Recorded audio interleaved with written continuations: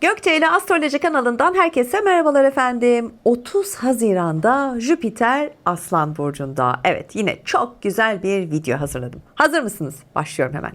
Önümüzdeki bakın 13 ay boyunca, evet yanlış duymadınız, tam 13 ay boyunca bazı insanlar hayatlarının fırsatını yakalayacak. Bazıları ise tam önüne gelen fırsatı maalesef kendi elleriyle kaçıracak. Hayat bu, değil mi? Çünkü 30 Haziran'da gökyüzünde çok önemli bir değişim yaşanıyor. Ve bu değişim sadece birkaç günü ya da böyle birkaç haftayla sınırlı olmayacak. Önümüzdeki bir yılı şekillendirecek. Evet, yanlış duymadınız. Tam bir yıl, değil mi? Dile kolay.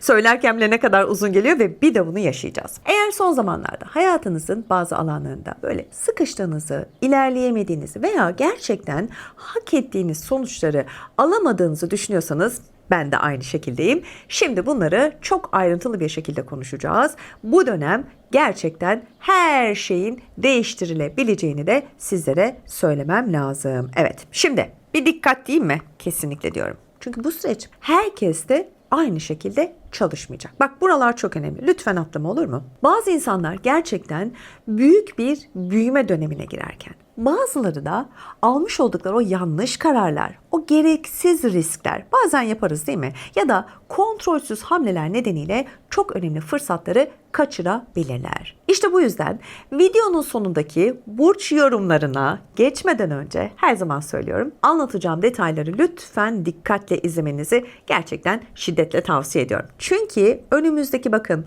13 ay boyunca hangi kapıların açılacağını, o kapılardan nasıl geçmeniz gerektiğini anlamanın tabii ki anahtarı neresi? Tam da işte burada saklı. Bu kısımları asla ve asla atlamıyoruz. Çok kısa bir hatırlatma yapayım, ondan sonra videomuza devam edelim efendim. En çok gelen sorulardan biri de şu: astrolojik danışmanlık hizmeti veriyor musunuz Gökçe Hanım? Evet, veriyorum. Hiç uzatmayacağım. Siz de eğer bu anlamda destek almak istiyorsanız, şimdi ekranın şu alt kısmına şöyle elimle de gösteriyorum. Buraya bir mail adresi bırakıyorum. Buradan ya da YouTube kanalıma girdiğinizde biliyorsunuz açıklama kısmında benim orada adresim var. Oradan bana ulaşabilirsiniz. Biraz yoğunluk var haliyle. O yoğunluğun arasında yer almak istiyorsanız sizi bekliyorum. Ben de oradan size sağlıklı bir geri dönüş sağlayacağım efendim. Evet, bu güzel hatırlatmamı yaptım. Şimdi gelin 30 Haziran'da başlayan bu yeni dönemin hayatınıza neler getireceğine birlikte detaylı bir şekilde bakalım. Şimdi ne dedik? Jüpiter Aslan Burcu'nda bize tam olarak ne getirecek? Şimdi bu sorunun cevabını aslında anlayabilmek için önce Jüpiter'in astrolojide, değil mi, neyi temsil ettiğini bilmemiz gerekiyor haliyle. Jüpiter bakın büyümenin, gelişmenin, fırsatların, inançların ve hayatımızdaki genişleme alanlarının gezegenidir. Önce bunu netleştirelim. Dokunduğu konuları gerçekten büyütür, görünür hale getirir ve o alanda gerçekten yeni deneyinin kapısını bize aralar. İşte bu nedenle Jüpiter'in burç değiştirmesi astrolojide her zaman çok önemli dönüm noktalarından biri olarak kabul edilir. Ve 30 Haziran'da Jüpiter Aslan Burcu'na geçiyor ve programın başında ne dedim? Tam 13 ay boyunca etkisini sürdürecek. Evet, Temmuz 2027'ye kadar sürecek bu yeni döngü başlıyor efendim. Evet, hepimize hayırlı uğurlu olsun. Bu geçişin neden bu kadar önemli olduğunu anlayabilmemiz için Aslan Burcu'nun doğasını da elbette çok doğru okumamız gerekiyor. Şimdi biraz da bu konuya değinelim. Şimdi Aslan Burcu yaratıcılığı, cesareti, liderliği, değil mi? Aslan gibi kuvvetli. Özgüveni, işte kendini ifade etmeyi ve insanın kendi ışığını ortaya koymasını temsil eder. Bu burç hayatın içinde aslında böyle kenarda beklemeyi değil de sahneye çıkmayı ister. Başkalarının onayını beklemek yerine kendi değerini fark etmeyi, korkulara teslim olmak yerine de risk almayı ve kalbinin sesini takip etmeyi anlatır. İşte önümüzdeki bir yıl boyunca büyüyecek olan temalar işte bunlar olacak. Birçok insan uzun süredir ertelediği hedeflerine yönelmek, kendi yeteneklerini daha görünür hale getirmek, hayatında daha cesur adımlar atmak ve kendisini geri planda tutan korkularla yüzleşmek isteyebilir. Bunların hepsini yaşayabilirsiniz. Çünkü Jüpiter Aslan Burcu'ndayken gökyüzü bizi küçülmeye değil, büyümeye davet eder. Bu süreçte yaratıcılık, üretkenlik, liderlik, özgüven, kişisel başarılar, sahne önündeki işler, sosyal medya projeleri, eğitimler, işte hobiler ve insanın kalbini hani gerçekten heyecanlandıracak konular çok daha fazla önem kazanmaya başlayacak. Birçok kişi ilk kez kendi potansiyelini daha net görebilecek, biliyor musunuz? Ve yıllardır beklediği planlarını hayata geçirmek için de o gerekli cesareti bulabilir. Ancak şimdi Jüpiter sadece fırsatları büyütmez. Aynı zamanda hataları, aşırılıkları ve elbette kontrolsüz davranışları da büyütebilir. Bu nedenle önümüzdeki dönemde özgüvenle kibir arasındaki o ince çizgiye de çok dikkat etmek gerekecek. O gereksiz riskler almak, her şeyi bildiğini düşünmek, sadece gösteriş uğruna hareket etmek sanıyorum bu sürecin gölge tarafları arasında yer alabilir. Önümüzdeki bir yıl boyunca gökyüzü hepimize aslında çok önemli bir soru soracak, biliyor musunuz? Kendi değerinin gerçekten farkında mısın? Çünkü Jüpiter Aslan Burcu'nda fırsatlar kadar cesareti de test eder, biliyor musunuz? Tabii kendine inanan, böyle üreten, ortaya çıkan ve sorumluluk almaktan kaçmayan kişiler bu dönemin sunduğu o imkanlardan çok daha güçlü bir şekilde yararlanabilir. Şimdi buraya kadar tabloyu yavaş yavaş, değil mi, çizmeye başladık. Şimdi bu dönemde nelere dikkat etmeliyiz, değil mi? Bak, bu da önemli bir soru. Şimdi geldik bu bir yıllık yolculuğun aslında bence en kritik bölümüne. Neden? Çünkü Jüpiter astrolojide fırsatları, büyümeyi, genişlemeyi temsil eder dedim, değil mi? Evet. Ancak unutmamak gerekir ki Jüpiter dokunduğu her şeyi sadece iyileştirmez, aynı zamanda da büyütür. Aslan Burcu'nun o ihtişamı ve görünür olma arzusuyla da birleştiğinde işte ne oluyor? O bazı gölge yönlerde aynı ölçüde güç kazanabilir. İşte bu nedenle Temmuz 2027'ye kadar önümüze çıkabilecek tuzakları, bakın tuzakları çok doğru okumamız gerekiyor. Bu dönemin en büyük sınavlarından biri de aşırı özgüven olacak. Evet, Jüpiter Aslan Burcu'ndayken kişi kendi gücünü, yeteneklerini ve imkanlarını olduğundan daha büyük görmeye başlayabilir. Bunda bir sıkıntı yok. Hani ben hallederim, bana bir şey olmaz veya ya nasıl olsa başarırım düşüncesi vardır ya. İşte bu zaman zaman gerçeklikten uzaklaşmanıza da neden olabilir. Yani diyorum ki biraz ayaklar yere bassın, değil mi? Çok da uçmayalım. Bir diğer önemli konu da görünür olma ihtiyacını aşırıya kaçırmak olacak. Şimdi Aslan Burcu doğası gereği evet takdir edilmek, yaptığı işin karşılığını görmek ister. Ancak Jüpiter bu arzuyu böyle büyüttüğünde kişi kendi değerini içsel olarak hissetmek yerine dışarıdan gelen alkışlarla ölçmeye başlayabilir.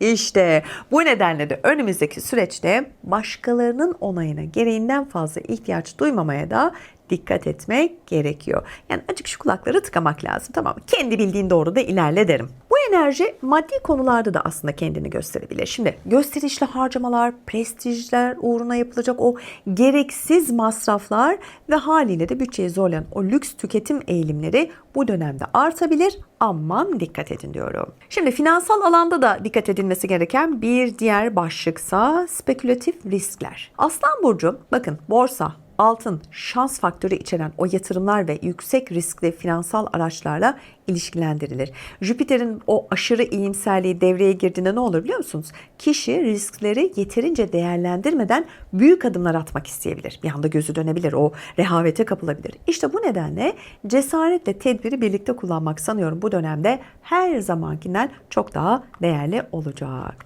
Ve son olarak ego savaşlarına da dikkat etmek gerekiyor. Şimdi Jüpiter Aslan Burcu'ndayken herkes kendi fikrinin daha doğru olduğuna inanabilir. Özellikle benim dediğim olacak yaklaşımı bu dönemin sanıyorum en yorucu tuzaklarından biri olabilir. Şimdi Jüpiter Aslan sürecinin aslında en önemli mesajlarından biri de şu: kendi ışığını parlatmaya çalışırken, değil mi, başkalarının ışığını söndürmeye de çalışma. Evet doğru, yani sen kendin parlayacakken beni niye söndürüyorsun? Sen parla git, değil mi?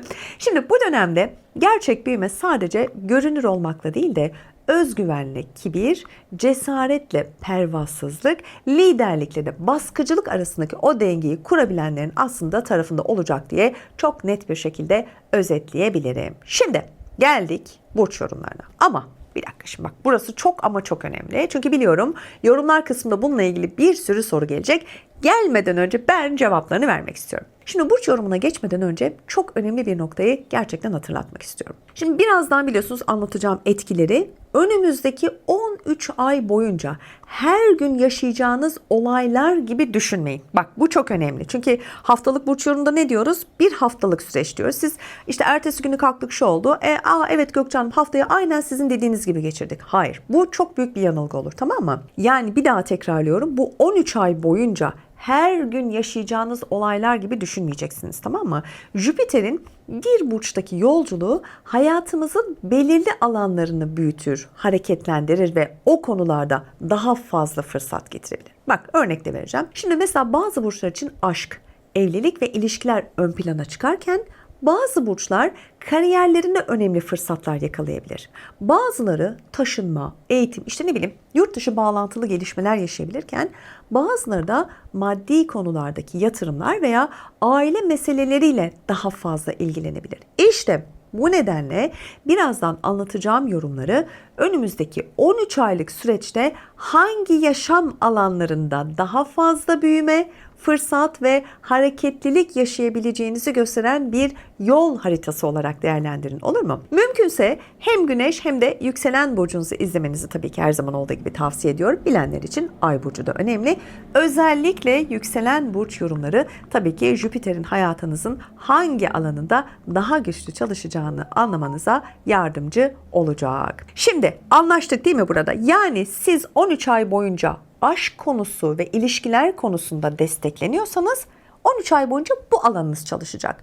Kariyer ve para konusunda destekleniyorsanız 13 ay boyunca bu alanınız çalışacak ve büyüyecek. Anlaştık mı? Şimdi gelin o zaman Jüpiter'in Aslan burcundaki yolculuğunun 12 burcun hayatında hangi kapıları aralayabileceğine çok detaylı bir şekilde bakalım. Evet sevgili Koç ve yükselen Koçlarla başlıyoruz. Çok güçlü fırsatlar var bu süreçte. Bakın Koç burçları için Jüpiter'in Aslan burcundaki yolculuğu önümüzdeki 13 ayın bence en dikkat çeken fırsatlarından bazılarını beraberinde getiriyor. Özellikle bakın aşk hayatında uzun zamandır yaşanmayan hareketlikler gündeme gelebilir. Bekar Koçlar yeni bir ilişkiye adım atabilirler. Bazı Koçlarsa hayatlarına giren bir kişiye geleceğe yönelik planlar yapmaya başlayabilirler. İlişkisi olanlar içinse çocuk sahibi olma kararı veya aileyi büyütme düşüncesi gibi çok ciddi konular konuşulabilir. Bakın sizin bu alanınızda çalıştığı için bu alanınız büyüyecek. Anlatabiliyor muyum? Az önce çok ayrıntılı bir şekilde anlattım ya. Yine de böyle içimden bu kısmı söylemek geldi. Bu süreçte hayatın keyif veren tarafları da aslında sizler için çok görünür hale geliyor. Uzun süredir sadece böyle hobi olarak yapmış olduğunuz bir uğraş, sosyal medya çalışması veya yaratıcı bir proje zamanla böyle gelir getiren bir işe dönüşebilir. Özellikle kendi yeteneklerinizi görünür hale getiren o koçlar için söylüyorum ve tabii ki yükselen koçlar için gökyüzü gerçekten sizi bu anlamda güçlü destekler sunuyor. Değerlendirin derim eğer böyle bir fikriniz ve düşünceniz varsa. Maddi tarafta ise dikkat çeken konu aslında riskli yatırımlar. Şimdi burada bir risk kelimesi var ve akabinde de yatırımlar geliyorsa değil mi? Biraz düşünmek lazım. Nedir? İşte borsa, kripto para, altın veya böyle yüksek getiri vaat eden yatırım araçları önümüzdeki dönemde çok daha fazla ilginizi çekebilir. Burada aslında önemli olan bir nokta cesaretle hani kontrolsüz risk arasındaki dengeyi kurmak olacak. Yani anlatabiliyor muyum? Burası çok ince ve hassas bir çizgi. Buraya aman diyorum, çok dikkat edin. Doğru zamanda yapılan hamleler tabii ki önemli kazançlar getirebilir. Her zaman getirebilir. Ancak acele kararlar aynı ölçüde size birazcık zarar verebilir bu süreçte. Unutmayın, bu süreç diyorum ama tam 13 ay sürecek. Aman diyorum. Adımlarınızı ona göre atın. Önümüzdeki bir yıl boyunca bakın aşk, çocuklar, yaratıcılık ve kişisel projeler hayatınızın aslında en hareketli alanları arasında yer alacak gibi görünüyor. Evet, sizi destekleyen kısımlar gördüğünüz gibi aşk, çocuklar, yaratıcılık ve kişisel projeler. Yani 13 ay boyunca bu alanınız oldukça büyüme ve hareketlilik kazanacak. Bu alanda çalışıyorsunuz. Evet, güzel. Sevgili boğa ve yükselen boğalar, biraz kontrollü ilerlemek sizler için bu uzun zaman dilimi içerisinde faydalı olacak. Peki detaylar? Şimdi boğa burçları için önümüzdeki 13 ayın ana gündemi ev, aile ve yaşam düzeni olacak. Bak, önemli bir üçleme değil mi? Bazı boğalar ev alım satımıyla ilgilenebilir. Bazıları taşınma kararı verebilir. Bazıları ise böyle uzun zamandır ertelediği bir yaşam değişikliği vardır. Bak, bunları gerçekleştirebilir. Özellikle yaşanılan evin o şartlarını değiştirmek veya daha konforlu bir düzene geçmek isteyenler içinse fırsatlar ortaya çıkacak bu süreçte. Hangimiz istemez değil mi? Tabii ki. Şimdi aile içi ilişkilerde de bu dönemde birazcık önem kazandığı bir süreç olarak görüyorum. Uzun süredir böyle görüşülmeyen aile bireyleriyle yeniden bir araya gelmek, sanıyorum o geçmişte yaşanan kırgınlıkları da geride bırakmak veya aile içinde çözüm bekleyen konuları masaya yatırmanın mümkün olabileceği bir süreç. Evet, 13 ay gibi bir zaman var. Neden olmasın? Küslükler, kırgınlıklar belki de bu sürede bitebilir. Bazı boğalar içinse ebeveynleriyle ilgili sorumluluklar daha çok böyle görünür hale gelebiliyor. Bir diğer dikkat çeken konu da sanıyorum şehir veya bölge değişikliği. Bakın, bu da çok önemli. İş, eğitim ya da böyle ailevi sebepler nedeniyle farklı şehirde yaşama fikri de gündeme gelebilir. Bazıları için de bu süreç yalnızca böyle bir fikir olarak kalacak. Bunu sadece düşüneceksiniz ama bazıları da gerçekten yeni bir düzene geçiş yapabilecek bu süreçte, biliyor musunuz? Evet, iş, eğitim ve ailevi sebepler nedeniyle dedim ya, farklı bir şehirde yaşama fikri gündeme gelebilir. Ama bak, dediğim gibi fikir hayata geçemeyebilir. Sadece fikir olarak kalabilir. Ama bazıları gerçekten o yeni düzene geçiş yapabilir. Ev dekorasyonu değil mi? Geçiş yapıyorsak da, bir yerden bir yere geçiş yapıyorsak da değil mi? O evin yeni bir düzene ihtiyacı var diye düşünebiliriz. Ev dekorasyonu, tadilat işleri ve yaşam alanını yenilemeye yönelik harcamalarda artabilir. Ancak Jüpiter evet destek verse de maddi kararları böyle aceleye getirmemekte sanıyorum fayda var. Özellikle o taşınma ve gayrimenkul konularında biraz şartları sanıyorum iyice değerlendirmek önümüzdeki dönemde size daha sağlam sonuçlar getirebilir diyorum. Acele etmeyin. Evet, sizin de bakın hangi alanlarınıza destek verdi değil mi? 13 ay boyunca işte bu alanlar kısmında çalışacak ve büyüyeceksiniz diyorum. Şimdiden hayırlı olsun. Evet, geldik sevgili ikizler ve yükselen ikizlere. Güçlü fırsatlar var, yaşasın. Evet, ikizler burçları için önümüzdeki 13 ay boyunca eğitim, iletişim ve ticari bağlantılar çok daha hareketli hale geliyor. Özellikle yeni bir eğitim programına katılmak, sertifika almak veya mesleki bilgi birikimini artırmak isteyenler için oldukça verimli bir dönem diyebilirim. Öğrenilen bilgilerin kısa sürede işe ve kazanca dönüşmesinde olabildiğince mümkün görünüyor bu süreçte. Araç alım satım veya mevcut aracın yenilenmesi de bu süreçte aslında sıkça gündeme gelebilir.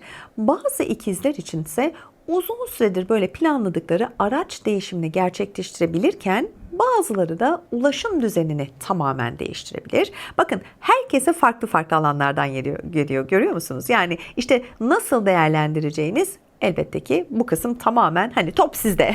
Bu 13 ay boyunca nasıl değerlendireceksiniz, top sizde. Ana başlıklar bende, karar sizde. Dijital dünya ve sosyal medya tarafında da fırsatlar olabildiğince dikkat çekiyor.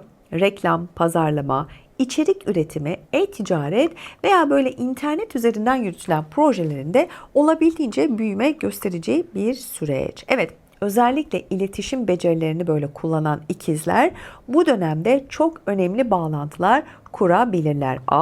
Ben evet değil mi? İletişimim çok kuvvetlidir sağ olsun o konuda. Evet, çenem iyi laf yapar. Kardeşler, kuzenler ve yakın akrabalarla ilgili gelişmelerde hayatınızda çok daha fazla yer tutabilir bu süreçte. Aile içinde böyle yeni kararlar alınabilir.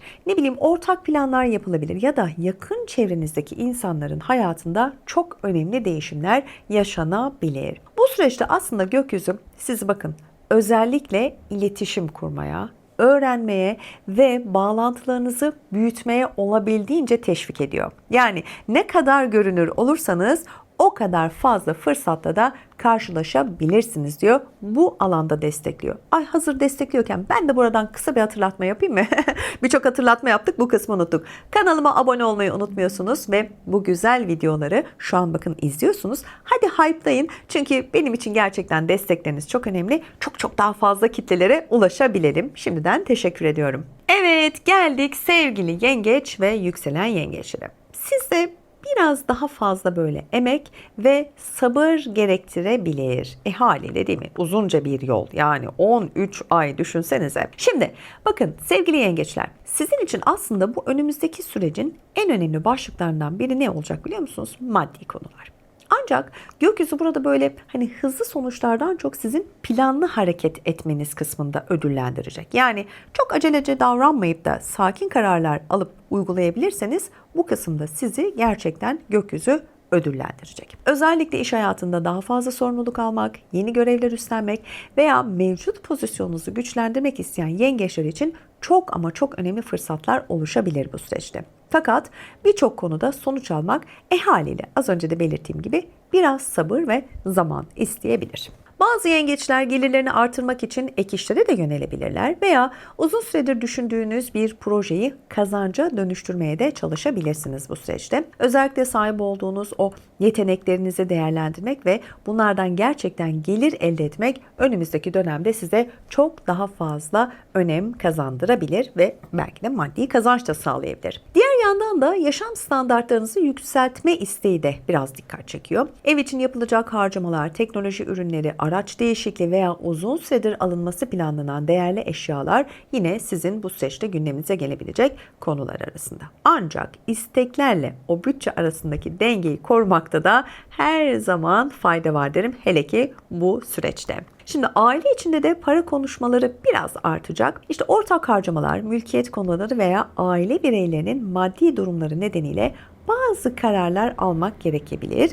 Özellikle bakın söylüyorum, aileden gelecek bir destek ya da birlikte yapılacak bir yatırım bazı yengeçlerin gündemine oturabilir. Ne güzel. Hem aile desteğini alıyorsunuz manevi anlamda hem de maddi anlamda destek, muazzam bir şey. Evet, bir başka önemli konuysa bedeninizle ilgili vereceğiniz kararlar. Beslenme düzeninizi değiştirmek, kilo vermek. Ay hepimiz için geçerli. Ben de çok rahatsızım. Koca bir kış boyunca yedik, içtik, hareketsiz değil mi? Ben de aldım kilo ama yapacak bir şey yok. İnşallah veririz. Evet, sizin için de geçerli kilo vermek, spor yapmak ve daha sağlıklı bir yaşam tarzı oluşturmak isteyen yengeçler için çok güçlü bir dönem başlıyor. Sağlık önemli değil mi? Evet. Şimdi geldik sevgili aslan ve yükselen aslanlara. Çok güçlü fırsatlar var. Evet, şimdi aslan burçları için Jüpiter'in burcunuza haliyle geçmesiyle yaklaşık 12 yılda bir yaşanan çok önemli döngülerden biri. Ve tabii ki bu nedenle önümüzdeki dönem birçok aslan için yeni başlangıçlar, yeni kararlar, hayatın farklı alanlarında görünür olma isteği olabildiğince ön plana gelecek. Uzun süredir ertelediğiniz bazı planlarınızı artık böyle daha fazla bekletmek de istemiyorsunuz. Bence de bekletmeyin. Yeterince beklediniz zaten. Özellikle dış görünüşle ilgili konular biraz dikkat çekiyor. Saç değişikliği, işte stil yenilemesi, estetik uygulamalar veya fiziksel görünümü iyileştirmeye yönelik kararlar çok sıkça gündeminizde olacak. Hatta bazı aslanlar uzun süredir düşündükleri değişimi biliyor musunuz? Bu sürenin sonunda gerçekleştirebilirsiniz. Evet, 13 ay boyunca bir süre var önünüzde. Bak burada yapıyorsunuz. Sağlık tarafında da destekleyici etkiler var. Özellikle uzun süredir böyle devam eden bazı fiziksel sorunların çözümü için doğru doktoru bulmak çok önemli. Uygun tedaviye başlamak veya yaşam tarzını değiştirmek aslında çok daha kolay olabilir. Enerji seviyenizde gözle görülür bir artış yaşanabilir. Ne zamandan beri böyle değil mi? Böyle bir keyifsizlik vardı. Hepimizde vardı, sizde de vardı ama bakın enerji de yükseliyor. İş hayatında ise cesaret isteyen kararlar olabildiğince öne çıkıyor. Bazı aslanlar mevcut işlerinden ayrılıp yeni bir yola girebilir. Bazıları da kendi adını taşıyan bir marka, şirket veya proje başlatabilir. Gökyüzü sizi biraz geri planda kalmaya değil de biraz ön planda olmanızı istiyor. Yani biraz ön plana çıkmaya da davet edecek sizi.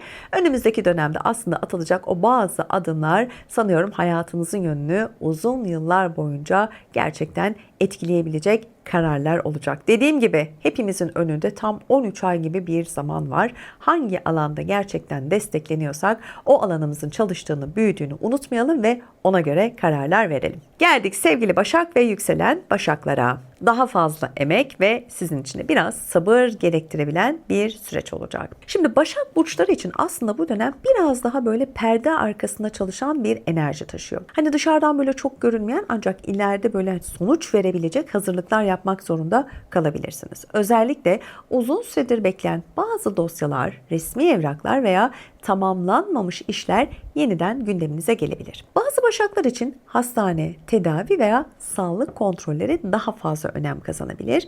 Uzun zamandır ertelenen bir muayene, operasyon veya sağlıkla ilgili karar artık daha fazla beklemek istemeyecektir. Bu süreçte sanıyorum ihmalkar davranmamak çok çok faydalı olacak. Çünkü dediğim gibi sağlıktan ötesi boş değil mi? Hepsi olur. Hepsinin yerine bir şekilde bir şeyler gelir, geçer ama sağlık ihmal edilmez. Evet, önemli bir konu. Lütfen siz de atlamayın. Bir süredir böyle kulaktan dolma duyduğunuz bazı konuların artık gerçek yüzünün de ortaya çıkabileceğini de göreceksiniz.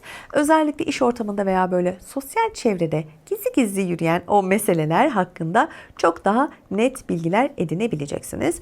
Bu nedenle duyduklarınız kadar, her zaman söylüyorum, öğrendiğiniz gerçekler de çok önemlidir. Ben her zaman derim, bana getirilenle getiren kişi bu ikisi çok önemlidir. Güveniyorsanız tamam, o zaman inanın, ama güvenmiyorsanız derin bir şekilde araştırın derim. Bir yandan da böyle kimsenin bilmediği bir proje üzerinde çalışıyor olabilirsiniz. Eğitim, yazarlık, dijital içerik, işte sanat veya farklı bir alanda yürütülen çalışmalar önümüzdeki dönemde sonuç vermeye başlayabilir. Şimdilik görünür aslında olmasa da sizin için o attığınız adımlar ileride o kadar önemli fırsatlara dönüşebilir ki, ya ne var şimdi bu adımı atıyorum, bana ne getirecek gibi düşünmeyin. Siz o adımı atın, meyvesini toplayacaksınız. Sevgili terazi ve yükselen teraziler, güçlü fırsatlar var. Şimdi terazi burçları için önümüzdeki dönemin belki de en hareketli alanlarından biri sosyal çevre olacak gibi görünüyor. Evet, yeni insanlarla tanışmak, farklı çevrelere girmek ve size gerçekten yeni kapılar açabilecek bağlantılar kurmak için çok kolay bir hale gelecek bir zaman. Evet, sizin için güzel bir zaman. Özellikle bakın, dernekler, kulüpler, organizasyonlar veya büyük ekiplerin içinde yer almak isteyen teraziler için tabii ki şanslı bir dönem başlıyor. Bazı kişiler sayesinde yeni iş fırsatlarıyla karşılaşabilirsiniz. Bazıları ise uzun süredir böyle ulaşmak istediği çevrelere girme imkanı bulabilir. Kalabalık böyle ekiplerle yürütülen projelerde bakın bu süreçte olabildiğince dikkat çekiyor. Tek başına ilerlemek yerine güçlü bağlantılar kurmak yine bu dönemde çok daha fazla avantaj sağlayabilir. Özellikle internet, sosyal medya veya böyle topluluklarla bağlantılı çalışmalar beklenenden daha hızlı büyüyebilir. Bir diğer önemli konu da sizin için geleceğe yönelik planlar. Hangimizin yok değil mi? Şimdi anlatsam burada bir program olur. Uzun süredir böyle aklınızda olan bir hedef artık daha somut hale gelebilir. Önümüzdeki dönemde bazı teraziler yeni bir iş planı oluşturabilir. Bazıları ise gelecek birkaç yılı etkileyecek çok önemli kararlar alabilirsiniz. Gökyüzü sizi bakın özellikle yeni insanlara ve yeni fırsatlara açık olmaya davet ediyor. Bence de bu fırsatı gerçekten değerlendirin. Çünkü her zaman için bu kadar değil mi? Fırsatlar ve hepsi bir arada insana sunulmaz. Hazır gelmişken bu fırsatları değerlendirin derim. Evet sevgili akrep ve yükselen akrepler, kontrollü ilerlemek bu süreçte faydalı olabilir. Akrep burçları için Jüpiter kariyer ve statü alanında çok önemli gelişmeler getirebilir. Ancak bu fırsatları doğru değerlendirebilmek için de ne yapmak lazım? Acele etmek yerine planlı hareket etmek sanıyorum çok daha doğru sonuçlar verecektir. Özellikle iş hayatında terfi, görev değişikliği veya daha fazla sorumluluk alma gibi gelişmeler yaşanabilir. Bazı akrepler yöneticilik pozisyonlarına geçebilir, biliyor musunuz? Belki de bunu uzun zamandır bekliyordunuz. Bazıları ise uzun süredir beklemiş olduğu fırsatı sonunda yakalayabilecekler. Ancak yükselişle birlikte beklentilerin de artacağını da unutmamak gerekiyor değil mi? Şimdi kendi işini kurmak veya mevcut işini büyütmek isteyen akrepler için de çok önemli bir dönem başlıyor. Markalaşma, müşteri kitlesini genişletme ve daha görünür hale gelme yönünde fırsatların ortaya çıkabileceğini de söylemem lazım. Özellikle uzun süredir emek verilen projeler karşılığını vermeye başlayabilir. Yani bu anlamda para kazanabileceksiniz demek değil mi? Toplum önündeki görünürlüğünüzün de artması mümkün. Yaptığınız işler daha fazla konuşulabilir, daha fazla insan tarafından fark edilebilir veya daha geniş kitlelere ulaşılabilir. İşte bu nedenle önümüzdeki dönemde attığınız adımların etkisi aslında geçmiş yıllara göre çok daha büyük olabilir. Evet, kesinlikle. Patronlar, yöneticiler veya otorite konumundaki kişilerle yapılacak o görüşmeler gerçekten bu süreçte çok ama çok önem kazanacak. Doğru zamanda yapılan bir görüşme ya da alınan bir karar gerçekten kariyerinizin yönünü olabildiğince değiştirebilir. İşte bu nedenle diyorum ki fırsatlar kadar aslında strateji de bu dönemin sanıyorum anahtarlarından biri olacak. Sizin için de güzel bir süreç. Evet, yol uzun ama doğru hamleler yapılırsa, strateji doğru belirlenirse işte o anahtarı elinize alabilmeniz de bir o kadar kolay olur diyorum. Şimdi yay burcuna geçeceğim ama yine bu videoda çok hatırlatma ve teşekkürler var. Evet, çünkü bu teşekkürü yapmam lazım. Şimdi sevgili takipçilerim, benim için hepiniz çok ama çok değerlisiniz. Gerçekten çok güzel bir aileyiz ve büyümeye de devam ediyoruz. Tabii ki Lütfullah abicim, sen başımızın tacısın. Sen evimizin abisisin. Evet, ama çok böyle gerçekten aramızda güzel diyalogların yaşandığı takipçilerim var. Onlara da buradan teşekkür etmek istiyorum. Şimdi tabii ki nickname'ler var ya, onları umarım doğru okuyabilirim. Şimdi Flower S6Z8Z. Çok teşekkür ediyorum. Hatta aslanlar kilo alacak diyorlar. Ne var, alırsak alırız demiştiniz. Çok teşekkür ediyorum. Gerçekten çok keyifli yorumlar yazıyorsunuz. Şimdi Veli Kozan var. Evet, Lütfullah abi evimizin abisi. Veli de evimizin gerçekten en küçük kardeşi diyebilirim. Çok güzel yürekli bir çocuksun. Seni gerçekten ailece seviyoruz. Ne niyet ettiğini biliyorum. Allah kalbine göre versin. Bak, buradan söylemiyorum. Sen biliyorsun. Olviye Dost 7986. Gerçekten çok teşekkür ediyorum. O kadar güzel, o kadar içten mesajlar yazıyorsunuz ki evet, her videomu izliyorsunuz. Dediğim gibi her bir takipçim benim için çok kıymetli.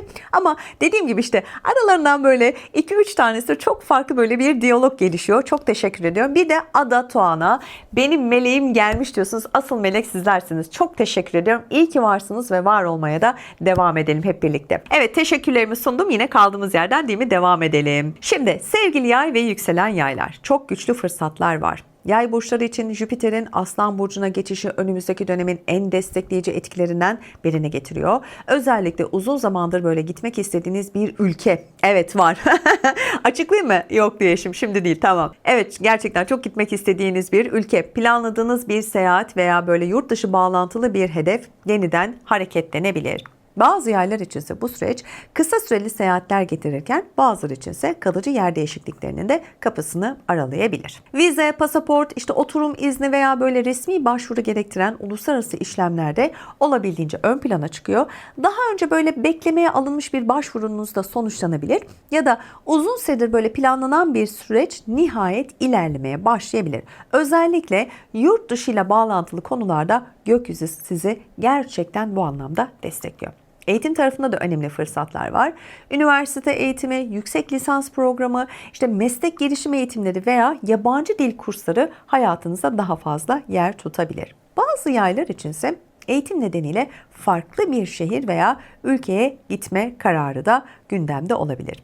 Devam eden mahkeme, resmi başvuru veya hukuki süreçleri bulunan yaylar için de çok olumlu gelişmeler mümkün görünüyor. Uzun süredir böyle sonuç beklenen bir konu ilerleyebilir veya beklenen bir karar, o beklediğiniz karar nihayet alınabilir. Önümüzdeki dönemde ufkunuzu genişletecek gerçekten her konu size çok ama çok yeni kapılar açmaya aday gibi görünüyor. Siz de tadını çıkarın diyorum. Ve geldik sevgili Oğlak ve yükselen Oğlaklara. Evet, sizler için daha fazla emek ve biraz da sabır gerektirebilen bir süreç. Şimdi Oğlak burçları için önümüzdeki dönemin belki de en önemli başlıklarından biri ortak para ve finansal yükümlülükler olarak gibi görünüyor. Özellikle kredi, borç, yapılandırma veya finansman gerektiren konular çok daha sık gündeminizde olacak. Bazı oğlaklar yeni bir kredi sürecine girerken bazıları da mevcut yüklerini yeniden düzenlemek isteyebilirler. Evet, miras, nafaka, tazminat veya böyle paylaşılması gereken maddi konularda dikkat çekiyor. Uzun süredir bekleyen bir ödeme, hukuki bir süreç veya aile içinde çözüme kavuşması gereken bir paylaşım yine gündemde. Ancak bu konuların istediğiniz hızda ilerlememesi zaman zaman biraz sabrınızı zorlayabilir, canınız sıkılabilir ama dediğim gibi bu süreç uzunca bir süreç. Eşin veya ortağın gelir durumunda yaşanacak değişimler de sizi böyle doğrudan etkileyebilir. Bazı oğlaklar ortak bütçe planlarını yeniden gözden geçirmek zorunda kalabilir. Özellikle böyle büyük harcamalar yapılacaksa kararları birlikte almak sanıyorum daha sağlıklı sonuçlar verecektir. İşte vergi, sigorta, resmi ödemeler ve finansal yükümlülükler konusunda da biraz ihmalkar davranmamak gerekiyor. Bu dönemde ertelenen işlemler sonradan daha büyük masraflar çıkarabilir. Gökyüzü sizi para konularında dikkatli plan yapman konusunda gerçekten uyarıyor ve bunun da önemini sana hatırlatıyor. Ben de hatırlatmış olayım. Geldik sevgili kovalara. Kontrollü ilerlemek sanıyorum faydalı olacak. Kova burçları içinse önümüzdeki dönemin merkezinde ilişkiler yer alıyor. Evet, bazı kovalar ciddi bir ilişkiye başlayabilir. Bazıları ise mevcut ilişkilerini evlilik aşamasına taşımayı düşünebilir. Uzun süredir devam eden o birlikteliklerde geleceğe yönelik kararlar daha fazla konuşulacak bu süreçte. Sadece duygusal ilişkiler değil, biliyor musunuz? Ticari ortaklıklar da bu dönemin en önemli başlıkları arasında. Evet, yeni bir iş ortaklığı kurulabilir, ortak projeler başlayabilir veya uzun vadeli sözleşmeler imzalanabilir. Ancak bu süreçte her detayın dikkatlice incelenmesi gerekiyor. Aceleyle verilen kararlar ileride gerçekten sorun yaratabilir. Aman dikkatli olun derim. Devam eden dava süreçleri ve hukuki konularda hareketlenebilir. Bazı kovalar resmi kurumlarla ilgili işlemlerle uğraşırken bazıları da bir anlaşmazlığı çözmek için hukuki destek alabilir.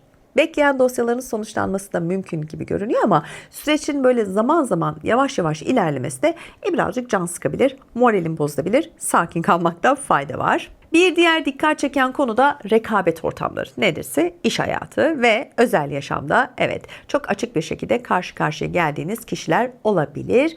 Bu dönemde sanıyorum kazanmanın yolu gerçekten gereksiz o güç savaşlarına girmemekten geçiyor. Yani doğru stratejiyi kurun, tamam mı? Yani bence hiç bu dönemde gerçekten kazanmak istiyorsanız o gereksiz güç savaşlarına girmeyin. Bırakın, doğru stratejiyi kurarsanız bu süreçten sanıyorum daha az zarar alırsınız diyorum. Tamam, benden küçük bir tavsiye olsun size. Evet, geldik son burcumuza. Sevgili balık ve yükselen balıklar, daha fazla emek ve sabır gerektirebilir. Evet, balık burçları için önümüzdeki dönemin ana gündemi çalışma hayatı ve günlük düzen olacak gibi görünüyor. Bazı balıklar iş ortamını değiştirebilir, bazıları yeni bir departmana geçebilir. Bazıları ise tamamen farklı bir çalışma sistemine adapte olmak zorunda kalabilir. İş yerindeki sorumlulukların artması da olabildiğince mümkün görünüyor. Özellikle önümüzdeki dönemde daha fazla iş yükü almak, yeni görevler üstlenmek veya çalışma saatlerini yeniden düzenlemek gerekebilir. Ya bu dönemde hani zamanlama yönetimi ve planlı hareket etmek sanıyorum her zamankinden çok daha önemli hale gelecek sizler için. Evcil hayvanlarla ilgili de gelişmeler var, dikkat çekiyor. Bazı balıklar yeni bir evcil hayvan sahiplenebilirken bazıları da mevcut dosyanın sağlık süreçleriyle ilgilenmek durumunda kalabilir. Bu konuda ihmal edilen detaylara da aman diyorum, dikkat etmekte gerçekten fayda olacaktır. Beslenme düzeni, günlük alışkanlıklar ve yaşam tarzıyla ilgili değişiklikler de olabildiğince gündemde. Uzun süredir ertelenen bir diyet programı başlayabilir. Aman hiç başlamıyor. Her pazartesi başlıyor, çarşamba günü bırakılıyor, emin olun. Spor düzeni kurulabilir veya sağlık açısından daha disiplinli bir yaşam planı oluşturulabilir. Bu dönemde küçük görünen alışkanlık değişiklikleri uzun vadede çok önemli sonuçlar verebilir. Evet, burada gerçekten dediğim gibi dikkat etmek lazım. Yani sağlık açısından, tabii ki sadece hani dış görünüş olarak daha fit görünmek açısından değil de sağlık açısından gerçekten bir yaşam planı oluşturmanız sanıyorum bu süreci daha rahat ve kolay atlatmanıza sebep olacak. Evet, dediğim gibi güzel bir video oldu. Ben çok keyif aldım. Umarım sizler de beğenmişsinizdir. Yorumlar kısmında her zaman olduğu gibi buluşuyoruz. Yeni yorumlarda, yeni haftada buluşmak üzere efendim. Hoşça kalın, sevgiyle kalın.